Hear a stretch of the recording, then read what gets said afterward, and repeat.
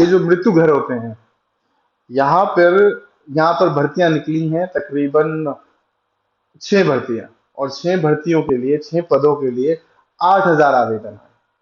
मात्र 6 पदों के लिए 8,000 आवेदन आए, और 8,000 आवेदन में बहुत सारे इंजीनियर हैं, बहुत सारे ग्रेजुएट हैं, बहुत सारे पीएचडी हैं, और अन्य अन्य क्षेत्रों से हैं। अब मात्र 6 पदों के लिए 8,000 आवेदन आना, आप समझिए कि देश में क्या हाल है नौकरी को लेकर, बेरोजगारी को लेकर देश में क्या हाल है। हम में से कोई भी व्यक्ति ऐसी नौकरी नहीं चाहता जो उसको मृत्यु घर में करनी पड़े, जहां पर चीड़-फाड़ हो, जहां पर उसको लाशें उठानी पड़े, जहां पर उनको दिन-रात उनको मृतकों का सामना करना पड़े। लेकिन क्योंकि बेरोजगारी इस कदर है, बेरोजगारी का आलम इतना अधिक है कि लोगों के पास कोई ऑप्शन नहीं बचा है कि वो जाए तो जाए कहाँ। इसीलिए 8,000 आवेदन केवल इस नौकरी के लिए आ जाते हैं, जो कि नौकरी मृत्यु घर में है, एक सहयोगी के तौर पर वो भी। अब उस पर एक व्यक्ति ने कमेंट किया कि बेरोजगारी का जो असली असली कारण है वो है जनसंख्या, कि जनसंख्या पे यदि नियंत्रण हो जाए तो बेरोजगारी का असली बेरोजगारी को हल किया जा सकता है। तो बेरोजगारी कारण हो सकता है, मैं मानता हूं, मैं ये डिनाई नहीं करता कि जनसंख्या बेरोजगारी का कारण नहीं है। जनसंख्या एक कारण हो सकता है बेरोजगारी का, लेकिन जनसंख्या ही मूल कारण है, ये नहीं हो सकता। जनसंख्या मूल कारण क्यों नहीं है? जब सरकार अपनी विफलताएं छुपाती है, तब वो क्या कहती है? तब वो कहती है कि इस देश में जनसंख्या ज्यादा है, इसीलिए हम लोगों को रोजगार नहीं दे पा रहे। जब आपने चुनाव में वोट मांगे थे, तब भी इस देश की जनसंख्या इतनी ही थी। तब आपने ये नहीं कहा कि इस देश की जनसंख्या बहुत ज्यादा है, हम इतने लोगों को रोजगार नहीं दे पाएंगे, तो इस देश की जनसंख्या जब कम हो जाए तब हम चुनाव लड़ेंगे। तब आपने कहा, भरे पटल पर खड़े होकर आपने भरी सभाओं में कहा कि हम 2-2 करोड़ नौकरियां हर साल देंगे।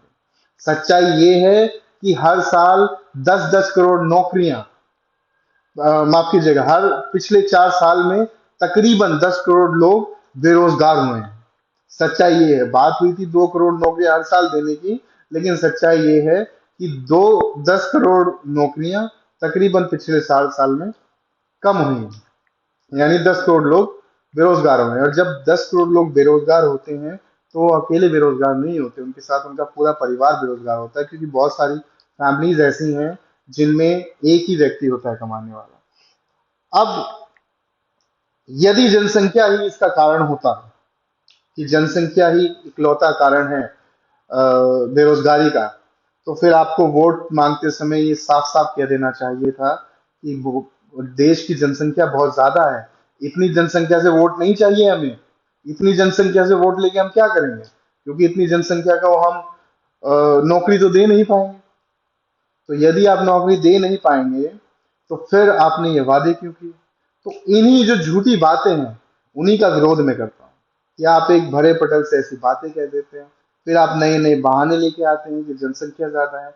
चुनाव के समय भी जनसंख्या भाई साहब उतनी ही थी। ऐसा नहीं है कि सारे बच्चों ने पैदा होना मोदी जी के राज में शुरू किया है, उससे पहले भी भारत की जनसंख्या 130 करोड़ थी, और 130 करोड़ लोगों को ही मोदी जी ने कहा था कि मुझे वोट दो, मुझे प्रधानमंत्री बनाओ, मैं आपको नौकरियां दूंगा।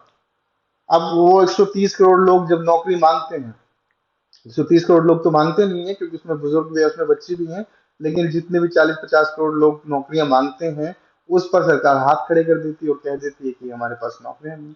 हमारे पास तंत्र भी उतना बड़ा है, हमारे पास सरकार भी उतनी बड़ी है, तो हमारे पास नौकरियां क्यों नहीं हो सकती? क्योंकि ये आपका फेलियर है।